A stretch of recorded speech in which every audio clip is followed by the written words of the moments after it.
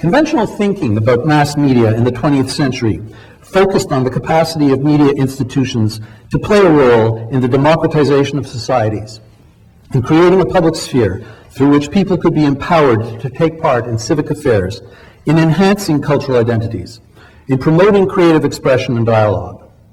In just about every setting in which the media were seen as essential to these values, some form of arm's-length government intervention was deemed necessary to enable and facilitate the role of the media. As soon as media production required a greater degree of organization and resources than could be provided on a cottage production basis, some form of structural regulation was deemed necessary to ensure that these media met a minimum standard of social responsibility. This would be ensured through various means: the awarding of broadcasting frequencies, creation of public service radio and television, funding of community-based not-for-profit media, various restrictions on ownership of commercial media. With the advent of the new information and communication technologies, for a variety of reasons, policymakers have become less willing and less able to intervene in the sphere of media activity. At the same time, powerful formal and informal mechanisms, such as international trade agreements, have emerged at the international level, constraining the capacity of national governments to influence the media sector. The global media environment is a new frontier where rules are being made on the go. As in every frontier situation, the powerful are making the rules to suit their particular needs. This is, to say the least, a paradox, given the conventional vocation ascribed to the media in liberal democracies during the past 150 years. Now, I don't know if it was false modesty that prompted the Canadian economic historian Harold Innis to say this, but it is interesting nonetheless. Innis once wrote, "I am sufficiently humble in the face of the extreme complexity of my subject to know that I am not competent to understand the problem, much less to propose solutions." But Innis recognized that the study of media, as James Carey has written about him, is not some walled-off department of thought, but a pathway to plunge into the deepest, most intractable problems of contemporary life. So the issues raised by globalization, the need for dialogue and cross-cultural relations and conflict resolution, and solidarity among people, to name a few, can be addressed through the prism of media. So let us begin by trying to understand the problem. Communication technologies and the institutions to which they give rise are becoming more and more central to the conduct of social life, whether one is an individual focused on the trials and joys of everyday existence, a multinational company seeking to extend its corporate reach, an environmental lobby group trying to build a global network in order to effect change, or a government struggling with the challenges of improving the lives of its citizens. Today's communication media form an increasingly seamless system which apparently knows no boundaries, physical or symbolic. Not only does information travel instantaneously anywhere in the world, but different types of information collide and jostle for attention in an environment characterized above all by abundance. Radio newscasts refer listeners to websites where they can download pictures relating to the stories they have just heard, unthinkable in the days when radio actually competed with television. Brand marketing has replaced censorship as the most effective means of information gatekeeping. If your public can't find it, it doesn't matter if it's there or not. Anyone can become a publisher, it is said, but the most important communication skill today is knowing how to discriminate between the essential and the accessory. This world is full of would-be problem solvers. They come from every walk of life, often representing conflicting interests. They want to use the media to spread ideas, to make money, to organize society. And constrained only by the vast disparity of means at their disposal, they try to invent new uses to occupy every available space, to remake the relationship between private and public spheres. They don't always understand the problem, much less be competent to propose solutions. Now, this terrain, which for shorthand purposes I refer to as the terrain of media policy, is hotly contested. It is a battleground, a field of tension and struggle rooted in social history and the natural law that technologies are not neutral, but emerge out of particular historical circumstances. And my position on this is founded on the premise that as media are paramount social institutions, Public intervention with respect to their orientation is both legitimate and necessary. So what are some of the issues that need to be addressed in order that the media environment be best enabled to serve the public good? The revitalization of public service broadcasting. In Canada, we saw this past summer how the lack of attention to the needs of national public broadcasting can rapidly degenerate into a situation that puts the very existence of the institution itself at risk. I refer, of course, to the crippling lockout that paralyzed the services of the CBC for 8 weeks. This incomprehensible move by CBC management indicated both hubris and a serious governance problem. It is not likely that an independent, civic-minded, and empowered CBC board would have tolerated such a move. But the board is made up of political appointees, and the president and his senior management team are not responsible to them. In the United Kingdom, the CEO of the BBC is responsible to the board, who names the CEO. Not in Canada, where the head of the CBC and the members of the board are named by the Prime Minister. Management-labor relations aside, CBC and Radio Canada still suffer from a syndrome that has plagued them for years, particularly in television: dumbing down, or trying to beat the private broadcasters at their own game. They can't do it. Private broadcasting in this country has that game down pat. Why does the CBC even try to compete? The answer is that they need the money. Statistics from the OECD show Canada 22nd out of 26 industrialized countries in per capita public funding for public broadcasting.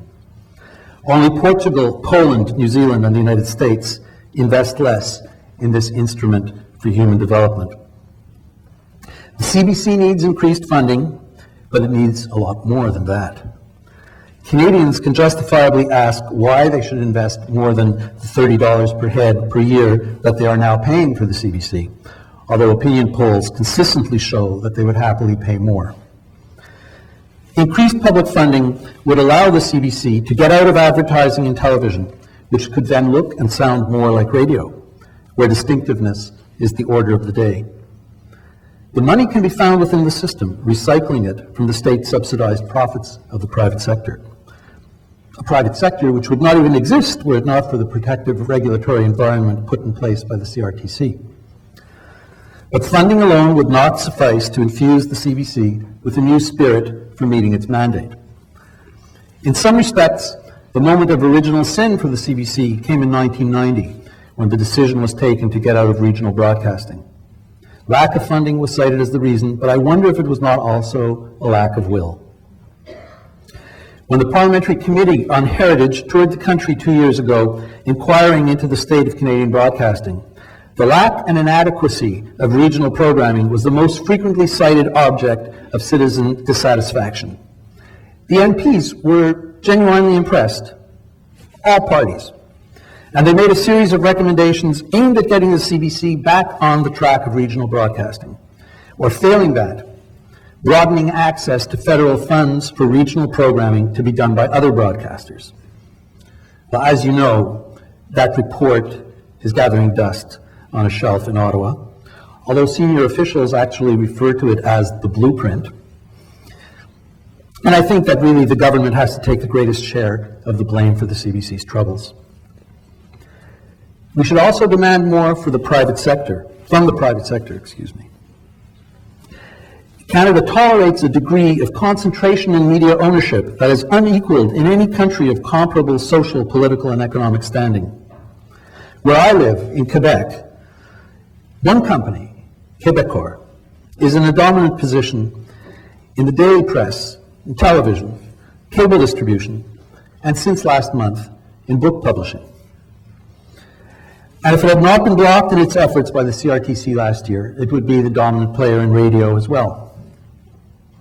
Others, household words to you, BCE, Rogers, CanWest Global, similar giants.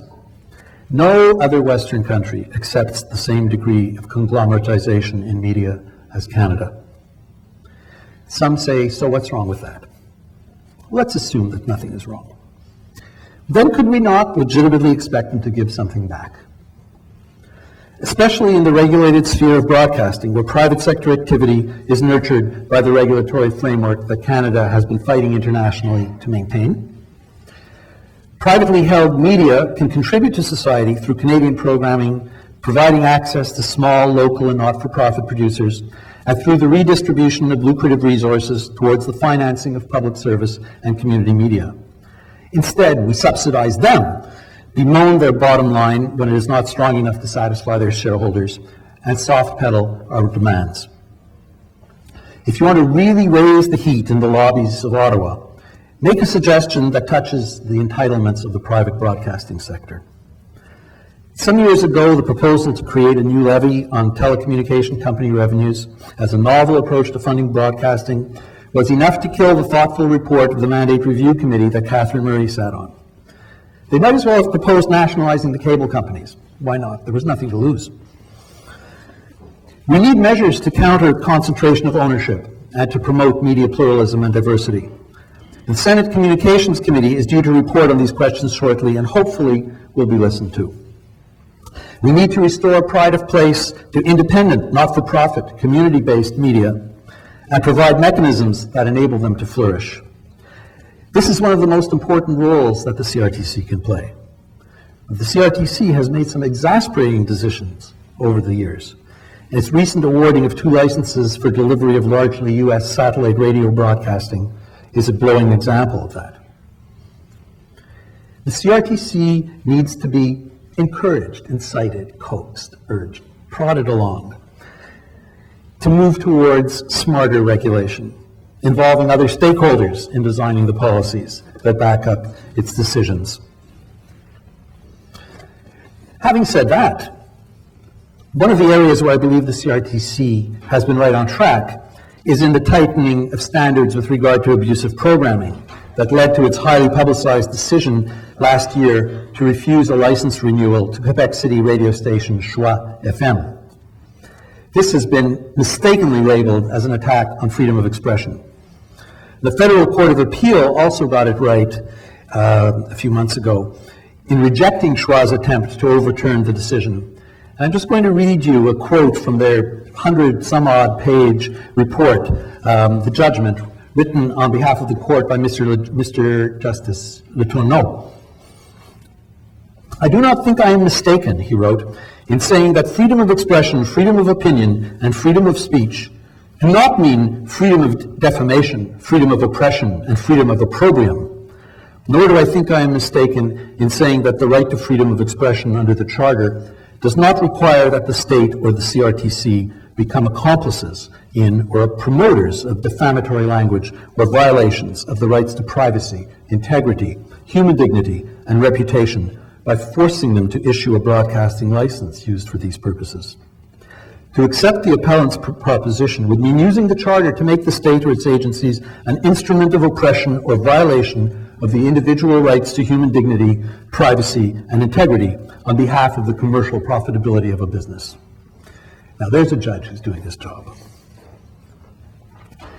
Internationally, media and communication issues are now on the agenda of debate at the highest levels. The World Summit on the Information Society, the UNESCO Convention on Cultural and Artistic Expression, the World Intellectual Property Organization are all venues where crucial decisions are being made. And noisy new actors are rearing their heads and demanding a place at the table. And they're getting it. Because the alternative is barricades like you saw down the road at Seattle a few years ago. And it's just too costly for the multilateral system to bear. But the stinginess of some governments, mostly governments representing authoritarian regimes, to admit non-governmental actors is still an obstacle. And so is the attitude of the superpower, which is not willing to give up any of its power, no matter how shaky the grounds of legitimacy on which it stands. And in this sphere, Canada has a progressive role to play. And that's something that we're good at. And so that's another thing that we should insist upon. Now, I've mostly concentrated on issues regarding big media, and indeed the challenges there are great. But I think the greatest possibilities today lie with the alternatives to mainstream conventional media forms. And there is now a convergence of issues affecting media, big and small. And there's never been such a proliferation of independent alternative media, or so many possibilities for them to flourish. Let me just mention a few. In Canada, we have a vibrant not-for-profit broadcasting sector with services such as APTN and Vision TV available to mainstream television audiences via cable and satellite. In the public sector, the NFB's Citizen Shift, Parole Citoyenne, has reinvented the spirit of the legendary Challenge for Change program of the 1960s, encouraging communication among citizens on the cutting-edge issues of our time. We have a dynamic community and student radio sector, and internationally, new global networks such as Marc, the World Association of Community Radio Broadcasters, which was launched in Montreal in 1983 and is still based there, are changing the media landscape in parts of the world where conventional public interest media are woefully underdeveloped. After a hiatus of some 20 years in the 80s and 90s, there's been a resurgence in the alternative press, especially online. And that's another reason why internet governance is so important. As one example, I'd like to pay homage to my friend Judy Rebick's wonderful web publication, rabble.ca, and commend it to you if you don't already know it. The global independent media movement that was born out of the Seattle WTO meetings of 1999 now has more than 150 collective members worldwide, including 11 in Canada, one of which is the amazing Centre des Médias Alternatifs du Québec, which is an exciting as well as reliable information source for everything that is moving in the worldwide movement for another globalization. Blogging has become a major thrust for free communication everywhere, and one of the most poignant blogs, singled out for special mention recently by Reporters Without Borders, is run by a former Tunisian judge, Mokhtar Yayaoui, who is currently on a hunger strike to protest his country's repressive policies on freedom of expression days before it prepares to host the World Summit on the Information Society. And crystallizing all of this activity is the new and burgeoning global communication rights movement that one of my predecessors here, Cees Hamelink, spoke about in a lecture a couple of years ago. Well, I would love to go on, and I could, but I was told that you are an audience that likes to engage. And so I'm going to close early. 15 years ago, I published the book that Catherine referred to, Missed Opportunities. The title came from an intervention by Graham Spry at a CRTC hearing on license renewals for the CBC. And Graham said at that time, and I'd like to quote him once more, "If the cells of Canadian broadcasting now run wild and are producing a technological cancer, the disease has its origins in our own weakness, and in the weaknesses, the compromises, the inadvertence of governments, and in the conflict between high national interests and private business corporations. Over all these years, each opportunity, one after another presented to us, we have failed to seize, we have failed to use." End of quote. Well, let us decide here tonight, each of us, in our own milieu, in our own space, that somewhere down the road, this will no longer be true. Thank you.